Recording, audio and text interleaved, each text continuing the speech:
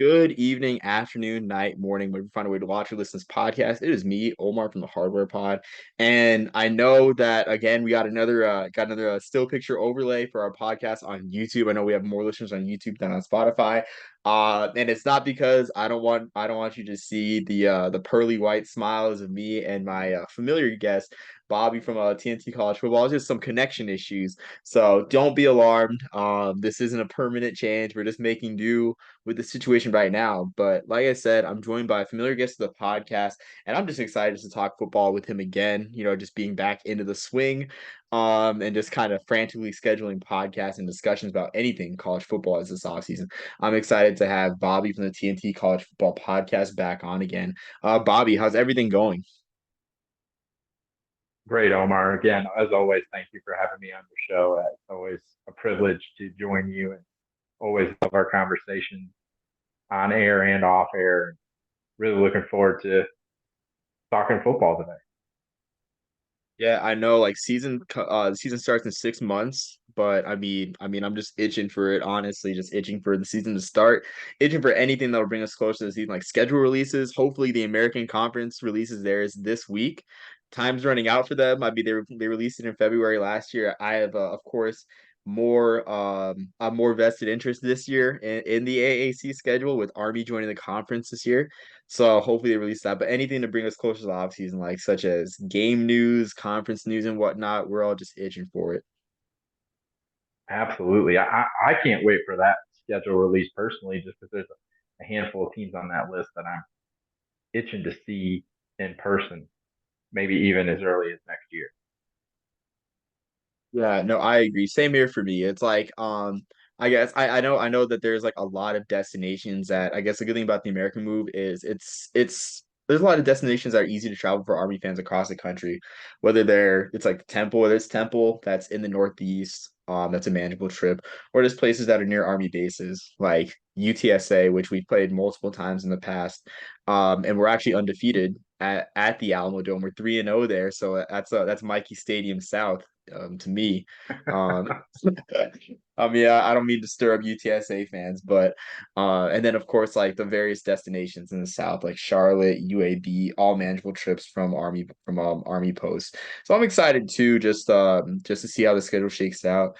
But yeah, like speaking of conference schedules and conference shifting, excuse me, the SEC. I guess the first topic we're going to discuss today. The SEC released I guess, a report that they're trying to shift to a 9 game conference schedule by 2026. And it may seem like small news, but this could have some reverberations for rivalries potentially. Of course, I think the group of five could be impacted here as well. So I mean, I want to know your thoughts, Bobby, on on this potential move by the SEC. I have two sides to this personally. One part of me says it's about time, just because it only makes sense to do it that way. I mean, to be completely honest, I think if they continue to add to the conference the way that everybody seems to be projecting, it could be a completely conference schedule at some point. But we don't want to speculate on that or talk about that. But then the other part of me is a little bit worried, and when I say I'm worried, I mean more so from the smaller school perspective, from the Group of Five and FCS opponents. I'm a former Division III basketball coach, and every year we had to play a couple games against either Division I or Division II teams to make money, just to be able to not to fully fund our program, but it was a substantial amount of money that really helped us. And I know that especially the FCS teams, those games, we might complain about them as fans, seeing Alabama play whoever that second to last week of the season, or every other a lot of the other SEC teams do that too. But people also have to think, like, these schools need that game. Like, it is extremely important to their existence as a program to fund their program and to do what they're trying to do. So, like I said, I have two sides to it. As a fan, and you want to see the best game, and SEC versus SEC predominantly is fantastic football. So most weeks we're going to get good games. So having that extra game is really gonna it's really gonna be good for fans. But then at the same time too, I look at it from my former coaching self, knowing that those smaller schools and smaller budget programs they need those games. Yeah, and I think that's a good point too, because the question becomes like which game gets cut off the schedule. Like, I don't think the rivalries like Georgia Tech, Georgia, Kentucky, Louisville, and Clemson, South Carolina will be particularly impacted. But like you said, like the FCS games where it's like either not the FCS, but I think Ross Dellinger came out with a report today about how Mm-hmm. group of five programs are just honestly like getting the brunt of I guess the worst parts of this new age of college football, the worst effects of it with the transfer portal and NIL, where these games are really important, the paycheck games, and that's one more, I guess it's one more game or one less game that like you said, funds other athletics or funds other athletic departments and everything, or funds facilities and whatnot, because those games are, we don't see we see the bottom line in terms of the money paid, but we don't know where that money goes to and the impact it has, and it does have a huge impact on these programs.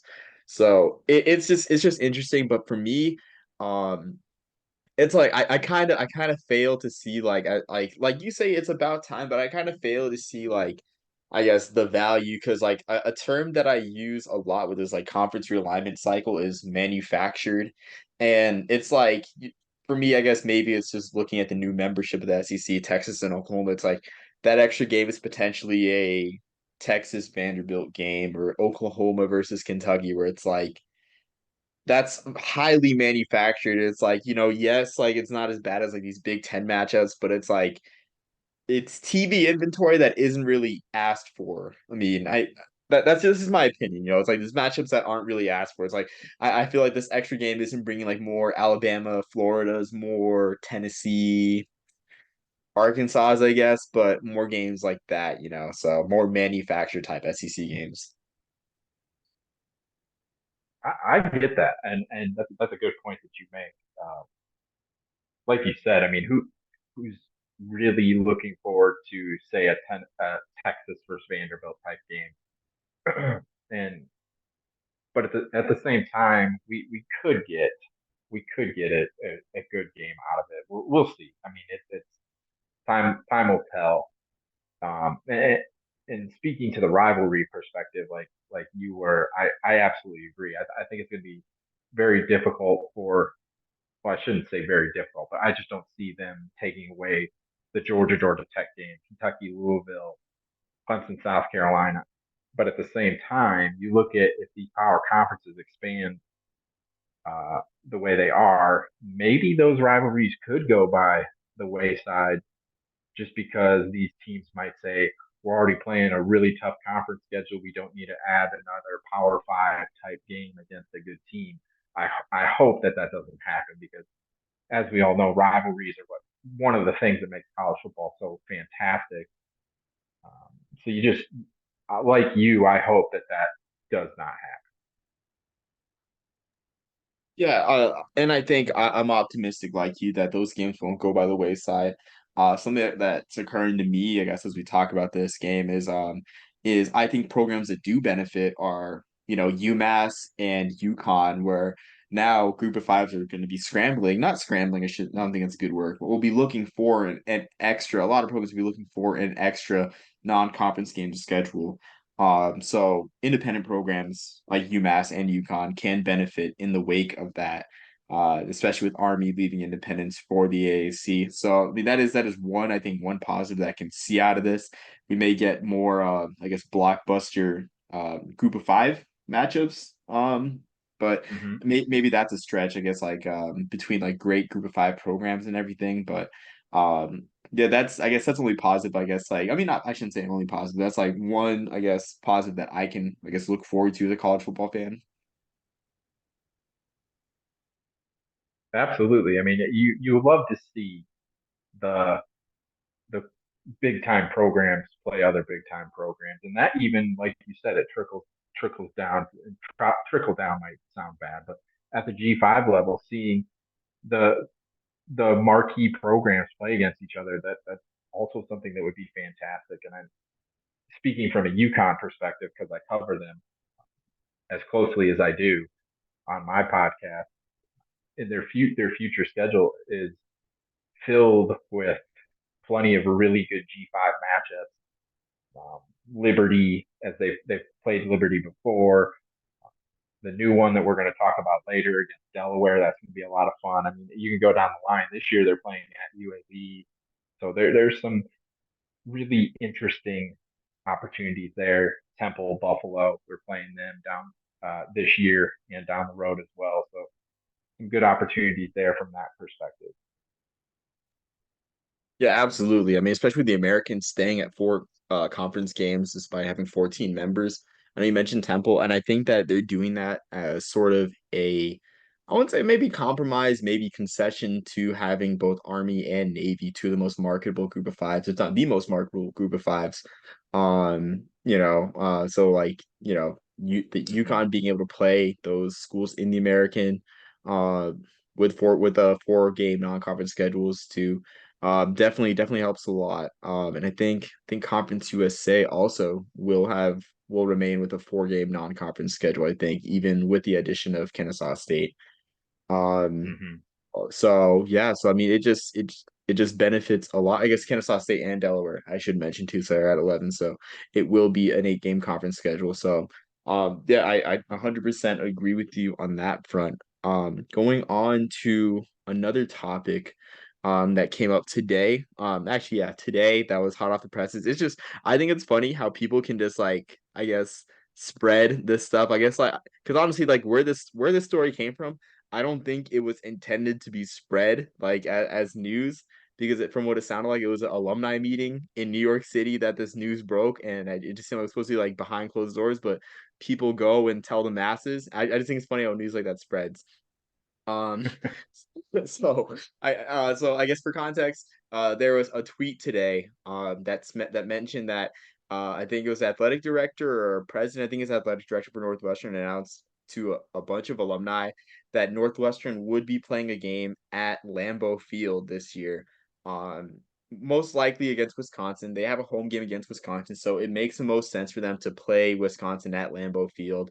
The situation with Ryan Field is a pretty crazy one because Northwestern is going to be without a home for the next 2 years, and they have not announced a home schedule yet. Of course, the other side of things, Kansas announced their home schedule, and they with the Big East, or sorry, excuse me, the Big 12's conference schedule release, they announced their home schedule. They announced their home schedule and where the games will be played and what dates. And on the flip side, it's a complete mess for Northwestern, and they've done the opposite thing, where there's just a lot of speculation. And now this news of a Lambeau Field game that no one asked for, um, hosted, quote unquote, hosted by Northwestern. So, Bobby, I want to know your thoughts of this as pretty much the resident North Midwesterner here. Absolutely. I live in Illinois and I've been to Ryan Field. I saw arguably the worst football game ever played when Michigan and Northwestern played a 10-9 overtime victory for Michigan. It was 3-3 heading into overtime. A horrendous football game, but that's not Ryan Field's fault. Ryan Field was a fantastic venue, just really, really historical type vibes and everything that you got from it. Just fantastic. But I also understand why Northwestern is going the direction they're going with a new stadium. Obviously, you want to have the best of the best, and the upgrade that they're getting is huge.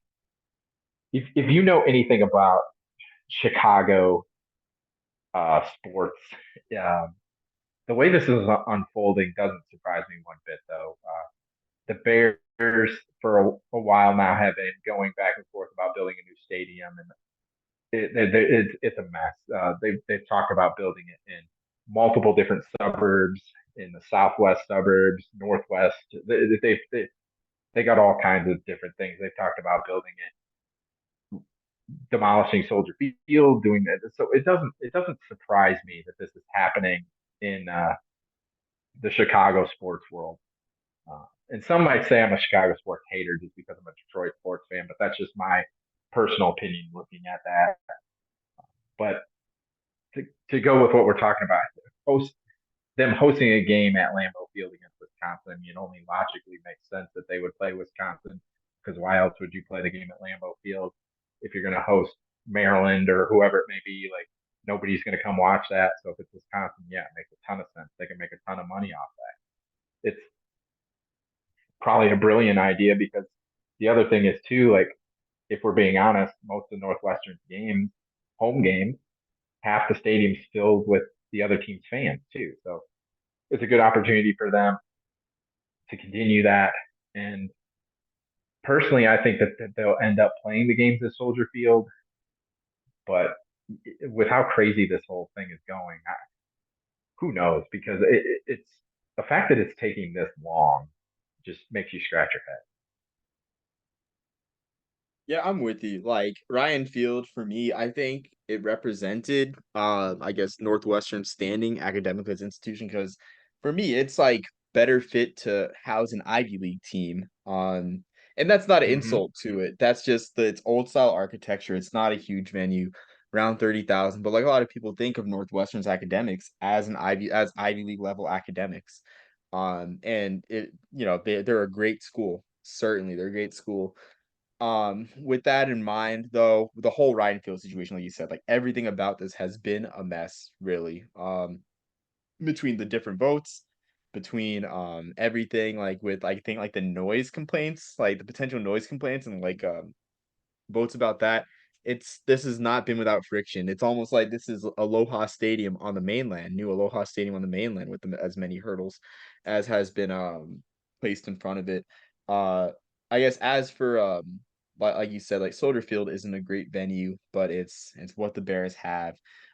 Still very upset about, the way it is, how they took away a national treasure, but again, like you would think that there would be that I guess Soldier Field would be the slam dunk option, of course, with the one Wrigley Field game that Northwestern plays each year or tries to play each year. You would think that it would be a slam dunk by now. Which hearing this news about a game at Lambeau Field, much less this isn't Wisconsin moving a home game, this is Northwestern moving a home game.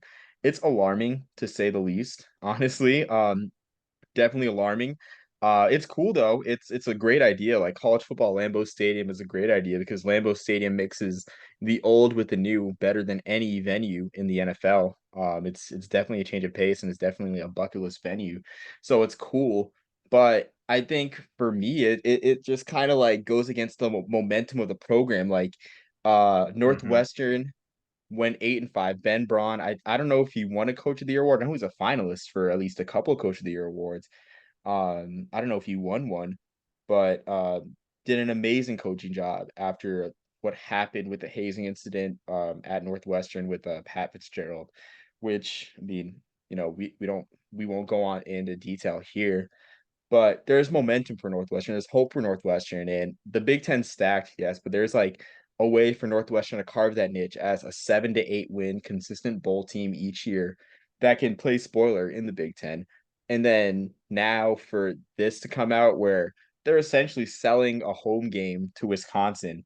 Um, it just kind of hurts that momentum of the program where it's like this isn't the Northwestern that was a laughing stock in 2021 and 2022. Like this seems like a new respectable Northwestern, and this goes against it. Absolutely, I agree. I mean, what they did this year, honestly, is pretty remarkable. Facing what they were facing and how that whole situation unfolded so close to the start of the season. I mean, it's pretty remarkable what they were able to do. I believe in the early 90s, Northwestern also kind of had a similar situation where they played Ohio State in Cleveland. I want to say it was like, I want to say I saw that it was 1991, I believe, when that happened. So maybe an interesting parallel there.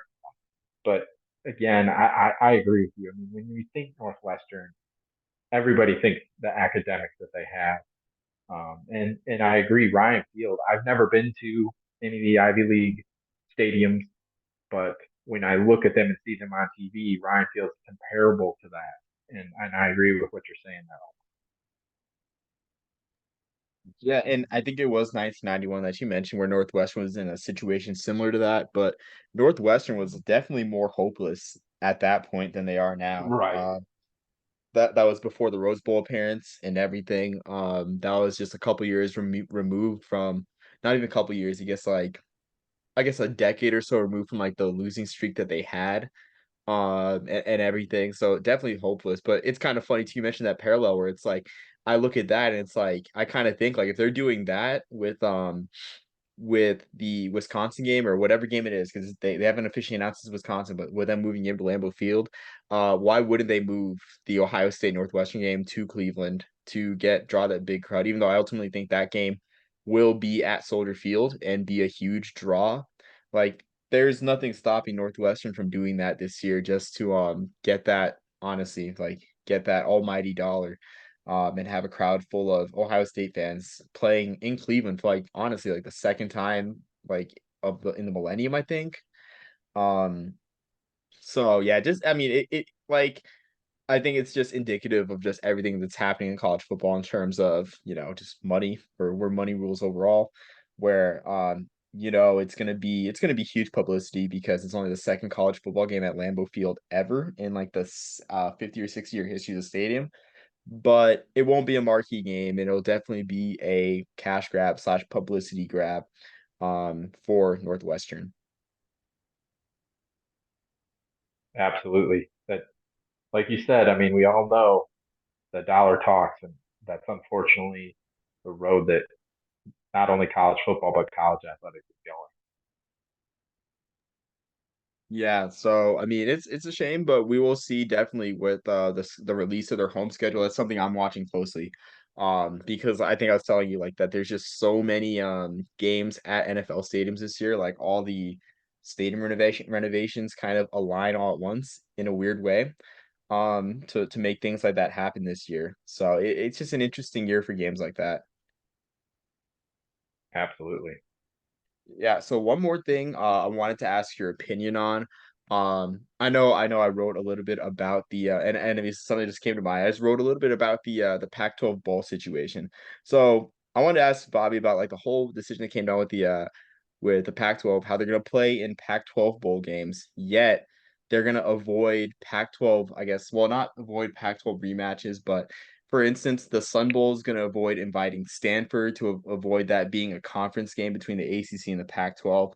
But ultimately, as a college football fan, would you love to see? Because I guess looking at the way things are, there's the Sun Bowl could be a Pac-12 rematch between former conference mates, and I think next year the Las Vegas Bowl could be the same with it being a Big Ten versus Pac or yeah, Big Ten versus Pac-12 game.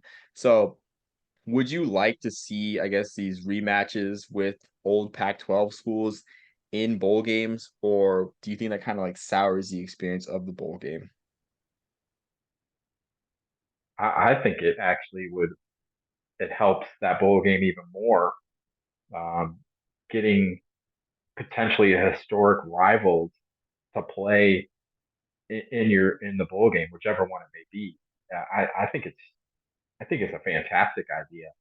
Um, it makes it could make for good TV, um, from that perspective, from an entertainment perspective.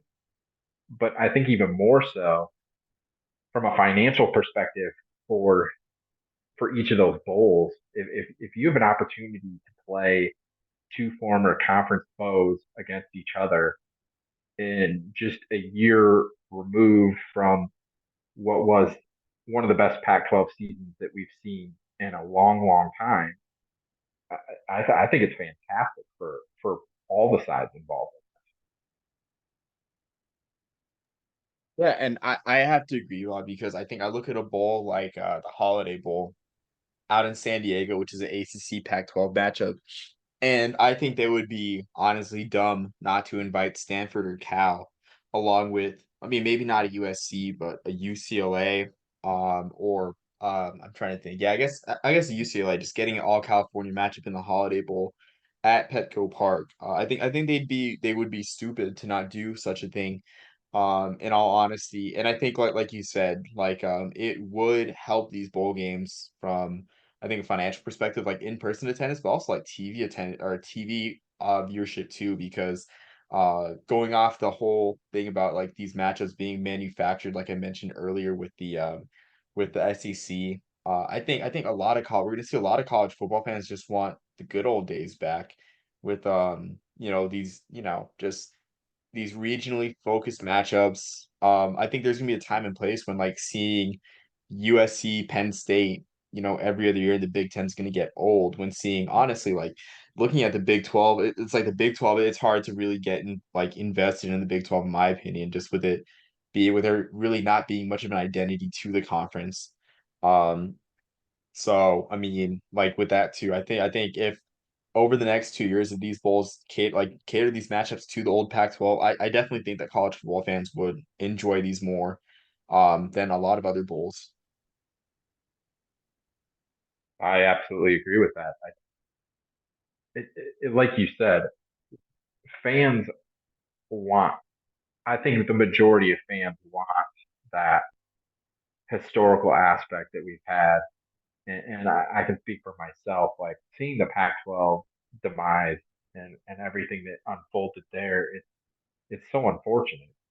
And one of the oldest conferences, one of the most historic conferences, falling by the wayside just for money. I mean, completely. I mean, everybody knows that. But like you said, I mean, if you can get UCLA versus Cal in San Diego, how big of a deal would that be for both of those fan bases? Obviously, you're not having to travel as far, but at the same time, think of the alumni base that you have in that area that you would be able to draw so much to that environment, and it would it would make for I think it would make for a great game because there's more of a storyline, and then it makes for great TV too. Yeah, absolutely. I mean, like California is a huge state, and I mean, like I Mhm. guess from the Stanford and Cal perspective, from them being ACC members, I mean, that's not an easy trip, really, going from Berkeley slash the San Francisco area all the way down to San Diego and Petco Park. That's definitely one that is an option. Another one as well, is the Sun Bowl, which like to a lesser degree, El Paso is hard to travel to for a lot of the country. I mean, just living down here is not really a travel hub, but still the same thing with like a bowl that cares so much about its history. With it being on CBS since 1968, and then being the second oldest bowl, where that's the draw of the Sun Bowl. I mean, it's beautiful down here in El Paso, but I think that's really the true draw of the Sun Bowl as a history. Um, just seeing like an old Pac-12 matchup, just to close out this bowl cycle would really show everything that the Sun Bowl is all about. So yeah, I couldn't agree more, Bobby. Absolutely, and I would argue that Tony the Tiger might be the biggest draw, but no, I digress. But honestly, I mean, I've never been to El Paso, but you look at the Sun Bowl, and it's one of those historic venues. It really, really is. Uh, and, and and like you're saying, I mean, it would be a huge deal to have two programs that have a great history against each other to play in that historic venue. It'd be awesome to see. Yeah, absolutely. Yeah, so I mean, I think that covers all of our topics for today, Bobby. Is there anything else that you want to discuss or add to this podcast? Well, I know that you love the Northeast football and that being your neck of the woods where you're from and everything. And I think it's awesome that we've seen recently that Delaware and UConn are going to renew their rivalry. UConn will go to Delaware in 2025. Delaware will come to Connecticut in 2027. I think it's really, really cool to see two former Yankee conference foes matching up again in Delaware's first season at the FBS level in 2025. Me and my co-host for my podcast, we do I do a weekly UConn football show because I've been connected with excuse me I've been connected with so many people in the fan base and coaching staff and players and everything that I've started to do a weekly show. And I have a former player who joins me every week as my co-host, Pete Callen, who played. in the Yankee conference against Delaware. We were talking about that last night on the show, and you could tell just how much he I'll put it bluntly, how much he hates Delaware, and I think it's going to be a mutual thing. I think it's going to be really really good for both programs, but it's going to be really good for Northeast football. Yeah, I agree, Bobby, and yeah, I know I did mention that I wanted to talk about that, but I'll use this as more of an advertisement for your podcast with Pete for Yukon Husky Talk on a TNT College Football Pod on Spotify. I'm gonna listen to it on the way to work tomorrow. And yeah, I think it's great to see this return to Northeast rivals, especially the Yankee Conference rivals too, because something that escaped me is like I didn't realize that UConn and James Madison were Yankee Conference rivals Mm-hmm. too. I know like it's been forever that that UConn has been in, you know, the FBS ranks, whether it be in the Big East or like American or now independent. But even then, like those matchups excite the fan base, and I really like so I like UConn's approach to independent scheduling more so than UMass's, more so than even Army's too. I know Army tried to have a national schedule, being the entity that they are, but UConn is focused on. I mean, I really feel like they put a focus on catering to Northeast rivalries with like playing Syracuse, who has been a common fixture on the schedule. I know the home and home against Boston College was a huge deal as well. And then of course the Delaware game and the yearly matchup with UMass. I think that's an approach, and I think we'll honestly, despite the shifting tides in college football, we'll definitely see more of a focus on those games. I feel like with where schools are trying to get either another home game that excites the fan base, that brings back the nostalgia, or a road game that's just easier to travel to each year. Like, because for Delaware, like there's going to be years where Delaware's going to have to be traveling to UTEP or New Mexico State, and that definitely is not easy on the fan base. Or easy on the athletic department. So I definitely think we'll see more of those. I mean, I think we're already seeing it now too. On that note too, I think with Stanford and San Jose State, where for years Stanford wouldn't even touch San Jose State, play them at Spartan Stadium, but or it's not Spartan Stadium anymore, at CEFCU Stadium. But now like Stanford That's and cute. San Jose State, yeah, whatever bank acronym, some credit union in the Bay Area. Um, but yeah, like now like Stanford and San Jose State have home and homes where Stanford will travel to San Jose State multiple times because they're ACC members, and I mean it's just nice to have that road game in the Bay Area that is easy to travel to. Absolutely. And the only reason I know why it's Sefke Stadium is actually because here in Central Illinois, Sefke is a major bank in the Peoria area where I live. So, side note there. But the interesting thing, like this year for UConn, 9 of their 12 games are either at home or in the Northeast region. They go to Maryland, which isn't terribly far in the Mid Atlantic, and then they go to UAB and to Duke. So it's really interesting to see the schedule they were able to put together this year and moving forward. They're playing so many local teams. They've done a great job scheduling a bunch of home games, but then at the same time, scheduling Temple, scheduling Buffalo, scheduling Army down the road, Syracuse. You mentioned Boston College the past couple of years, Delaware, of course. Then the FCS opponent that we play is always a local type of school. So and of course UMass, our rival. It's really remarkable what AD Dave Benedict has been able to do when it comes to that with the Northeast environment, and even down the road we have home and home scheduled with Ole Miss and North Carolina. I believe it's 2027. Back-to-back weeks we're scheduled to play Ole Miss and North Carolina in Hartford. It's just an amazing thing for UConn football. Yeah, I agree. I think it's interesting too, like because I haven't looked at their schedules in a long time. Like I think UConn still has a Big East recognition, Mm-hmm. where schools and also too, I guess to a lesser degree as well, just having a chance to play in front of the New York City market. I mean, even though markets are becoming less important as like the world kind of converges in this internet age, but I mean, UConn still has a lot of New York City alumni slash fans. Um, and I guess playing at Hartford gets a piece of that market, a piece of that viewership. But yeah, like I think it's great. I think UConn's approach is great, but of course, I do wonder how fans feel about games like the Rice series, where it's like this is Right. no insult to Rice's program at all, but it's like I mean, they don't have the most dedicated fan base. It's not a program that has had seen the most success and honestly since, the 1960s. And it's like a program that UConn has no history with. So I mean, I do wonder how UConn fans feel about that. I mean, I'll ask you first, Bobby. Since you're my resident UConn fan friend, like I guess how does a series like that make you feel? Well, I mean, this year it made me feel great because we beat them. but but I agree with you. I mean, it is hard to to look at a game like that and to get excited about. But at the same time, I mean, it was, especially this season, it was a really good opportunity for us to get back on track, and we did.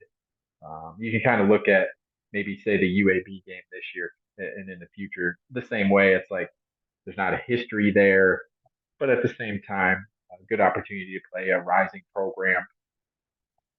But again, I agree with you, and I'm with you with you want to see games predominantly against teams where you have a history or there's some type of connection, just for the fan perspective, because it brings out uh, maybe some old animosity between the two, just like this Delaware series is going to. I just talking with Pete, my co-host, about it. It's I know him and a lot of his teammates and other guys from his era playing in the Yankee Conference. That game is going to mean something for sure.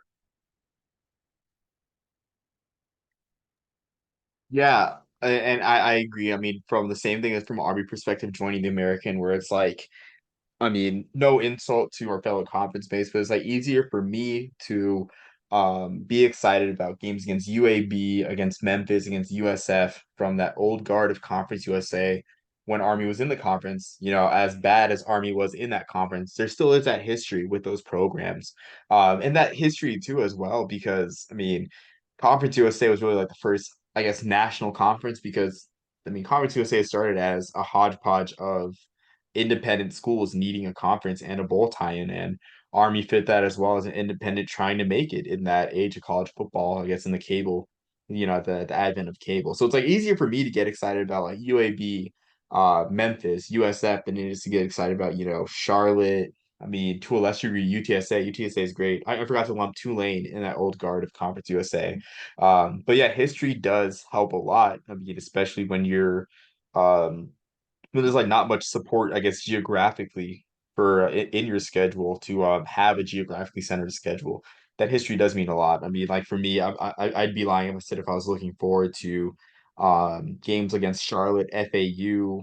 I'm trying to think who else is a startup. I guess like not even a startup, but not that shared history. FAU, North Texas, as much as it was like with the old Conference USA teams. And that's no insult to those programs. It's just history.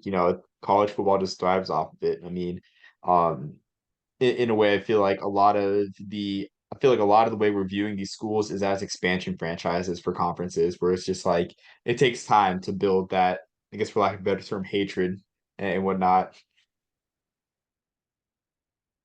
Absolutely, and it's like we said already with the shift that's happening in college football.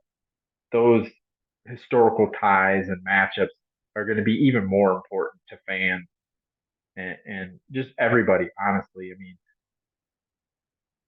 we all love college football for different reasons, but I can trace my beginnings to the love of this sport because of my upbringing in Michigan and being around the University of Michigan and learning and growing up to dislike Ohio State.